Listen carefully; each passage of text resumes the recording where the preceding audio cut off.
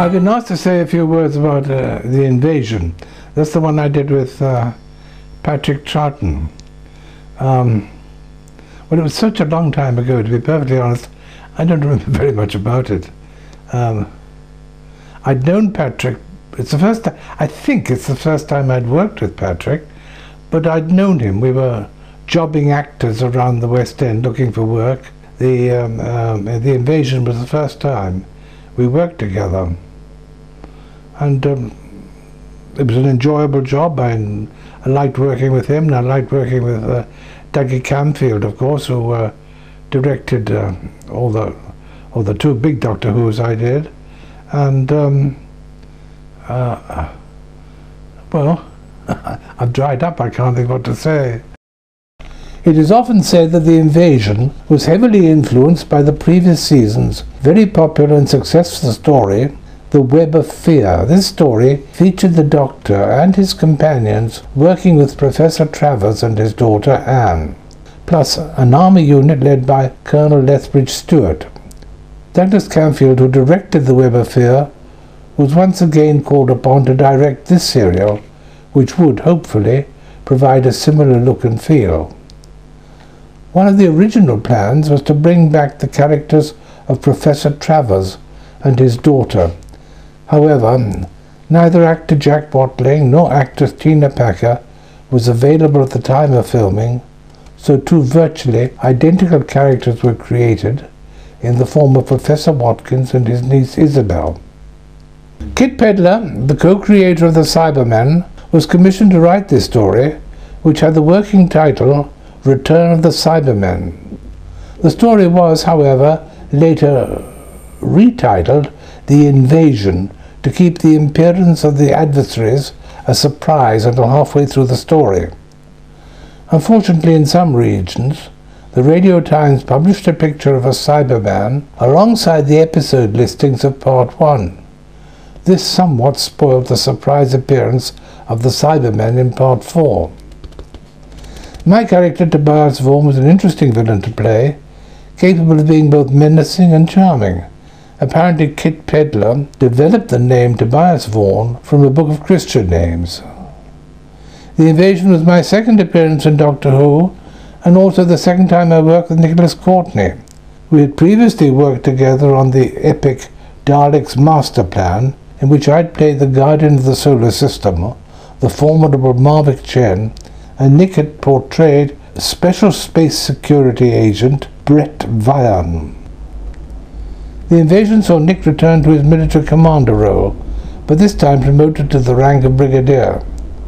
This story introduced the concept of a combined scientific and military organization based on Earth, known as UNIT, or the United Nations Intelligence Task Force. This concept was later to act as a keystone for Jon Pertwee's Earthbound Doctor. My sidekick throughout the story was Packer, played by Peter Halliday, who also provided the voices for the Cyber Planner and the few lines of dialogue spoken by the Cybermen in later episodes. The Invasion was Peter's first encounter with the world of Doctor Who. He returned several times to the show, providing voices for Silurians and Ambassadors of Death in Jon Pertwee's first season, then as Plektrek in Carnival of Monsters, Captain Tancredi's guard in the City of Death, and finally as the Blind Vicar in Remembrance of the Daleks. Douglas Camfield's wife, Sheila Dunn, provided the voices of the IE reception computer and Major General Rutledge's secretary.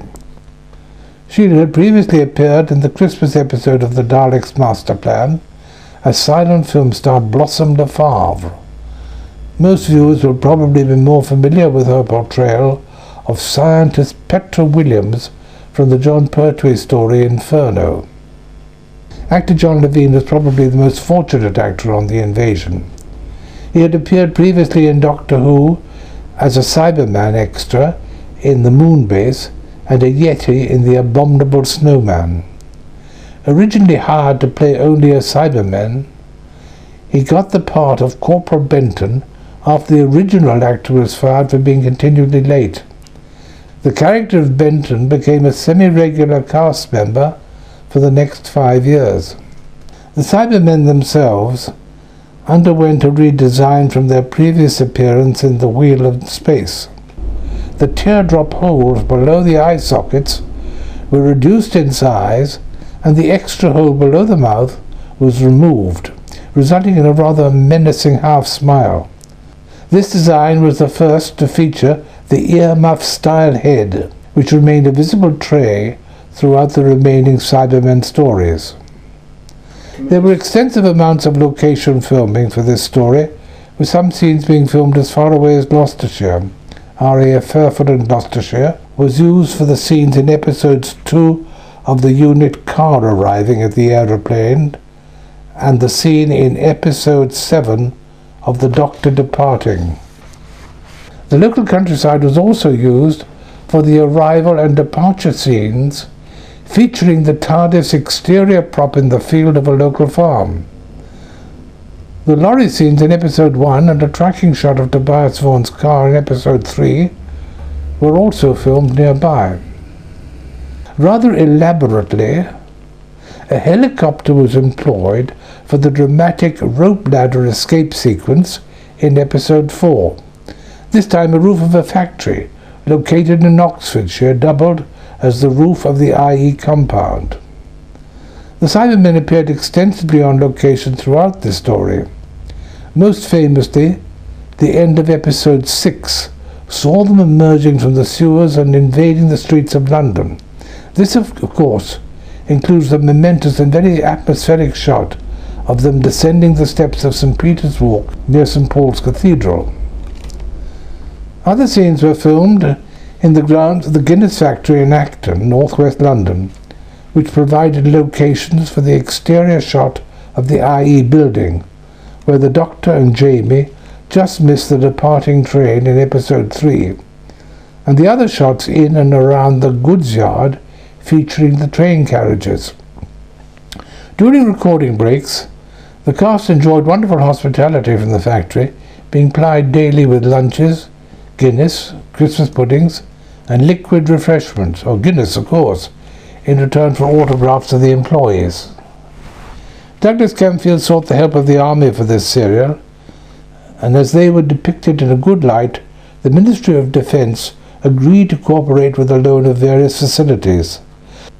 The battle scenes for episode 8 made full use of the help promised: 2 Land Rovers, a 3-ton lorry, and most impressively, the 2nd Battalion of the Coldstream Guards, who stuck unit badges on their berets to swell the ranks of the Brigadier's troops. Camfield was delighted with this, and it gave the soldiers a very professional appearance, rather than a group of extras. These scenes were filmed at the TCC condenser factory in Ealing, West London. The battle against the Cybermen at the IE building is one of the most memorable battle sequences ever to be filmed for Doctor Who. We join the TARDIS crew immediately after their surreal adventure battling the Master of the Land in The Mind Robber. Freed from the land of fiction, the fragmented TARDIS reforms in space.